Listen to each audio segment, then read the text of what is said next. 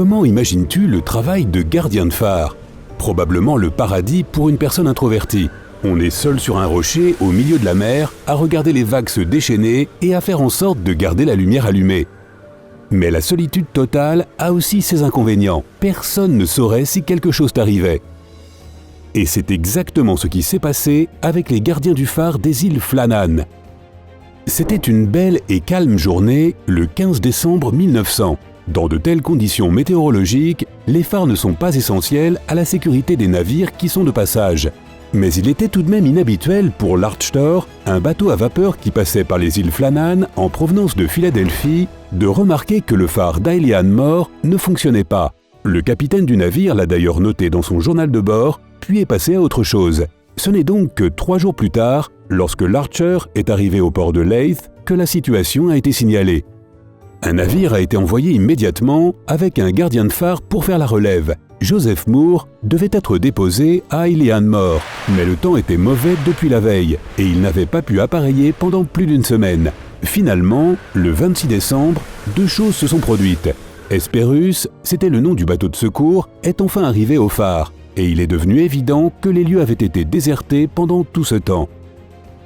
Le phare était normalement occupé par 3 personnes.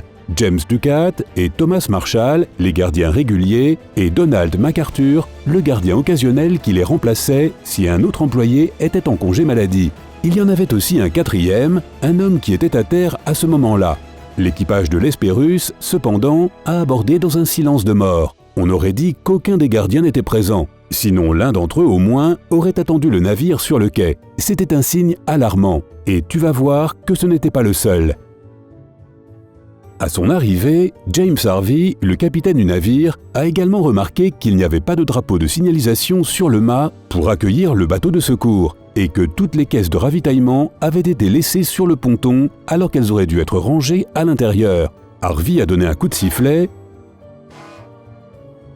mais il n'y a eu aucune réaction en face. Une fusée éclairante a été tirée en l'air, mais cela n'a eu aucun effet non plus. Le malaise avait commencé à grandir à bord de l'Hesperus.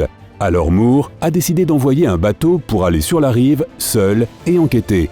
Il régnait une ambiance calme et sinistre sur l'île. Le phare était sombre et sans vie. Seules les mouettes lui tenaient compagnie. Moore a ensuite exploré les alentours et le bâtiment, et ce qu'il y a trouvé l'a encore plus troublé. Il n'y avait aucun signe des gardiens, pas même une trace. La porte principale et la porte d'entrée du phare étaient fermées. Les lits étaient défaits et le plus étrange était que toutes les horloges s'étaient arrêtées. Cela signifie que les hommes avaient été absents pendant plus d'une semaine. En se posant plein de questions et un peu alarmé, Moore est retourné sur le navire pour amener 3 volontaires sur la rive et faire une enquête plus approfondie. À l'intérieur du phare, ils ont trouvé d'autres signes qui indiquaient que les gardiens étaient sortis à la hâte. Il y avait une chaise renversée près de la table à manger et il manquait 2 ou 3 manteaux cirés.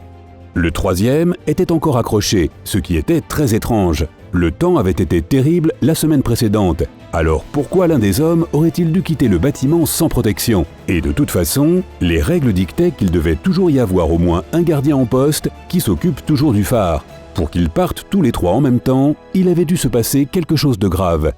Lorsque les hommes sont retournés sur l'Hesperus, le capitaine Harvey a utilisé le télégraphe pour envoyer un mot au Northern Lighthouse Board. Il disait qu'un terrible accident s'était produit aux Flannans et que tous les gardiens avaient disparu.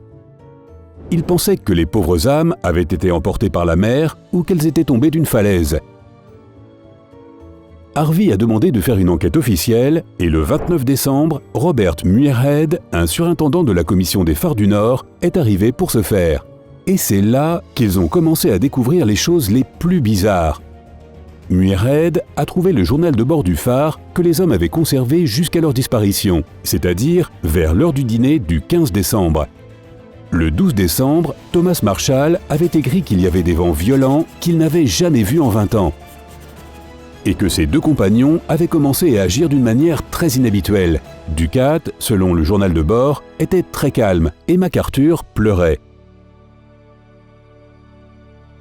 Cependant, très inhabituel était un euphémisme. Les 3 gardiens étaient des durs à cuire et MacArthur était un marin chevronné. Il était tout simplement impossible qu'il ait pu pleurer à cause d'une tempête, quelle qu'en soit l'intensité.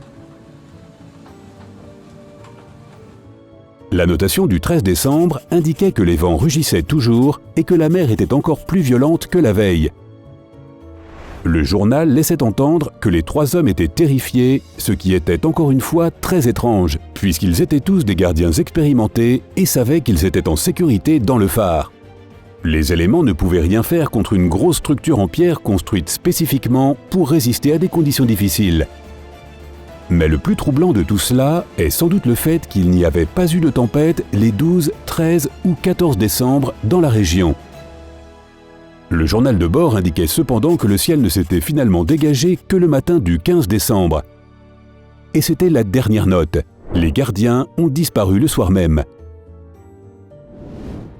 Il y a tellement d'incohérences dans toute cette histoire qu'elle demeure encore aujourd'hui un épais mystère. Non seulement l'enquête officielle n'a pas trouvé de preuves claires de ce qui s'était passé dans le phare d'Ailean Mor, mais elle a en plus rendu la situation encore plus inexplicable. Dès que la nouvelle a atteint le continent, des théories ont commencé à surgir de tous les coins du Royaume-Uni. Celle qui disait que les hommes étaient devenus fous n'était pas la moins populaire, et de fait, l'idée n'était pas si farfelue si l'on prend en considération les annotations du journal de bord. En réalité, personne dans la région ne pouvait confirmer qu'il y avait eu des tempêtes. Alors il y avait 2 possibilités. Soit l'information avait été inventée, soit le mauvais temps dans la région avait été incroyablement localisé. Et comme les gardiens se sont comportés de manière très étrange avant de disparaître, il est tout à fait possible qu'ils aient pu devenir fous et sauter dans la mer. D'autres théories étaient beaucoup moins crédibles et spéculaient sur tout et n'importe quoi, des activités surnaturelles aux opérations secrètes du gouvernement. Bien qu'on puisse se demander pourquoi le gouvernement aurait voulu éliminer 3 gardiens de phare de l'autre bout du monde, n'est-ce pas? Reste la version officielle des événements que l'on va t'exposer et qui n'est pas dénuée de sens. Vois-tu, l'embarcadère ouest du phare avait été gravement endommagé par les récentes tempêtes. Les rampes de fer étaient pliées, le chemin de fer avait été arraché du béton et le gazon avait disparu du sommet de la falaise à 61 mètres de hauteur. Cela prouve que les vagues et les vents avaient été particulièrement violents.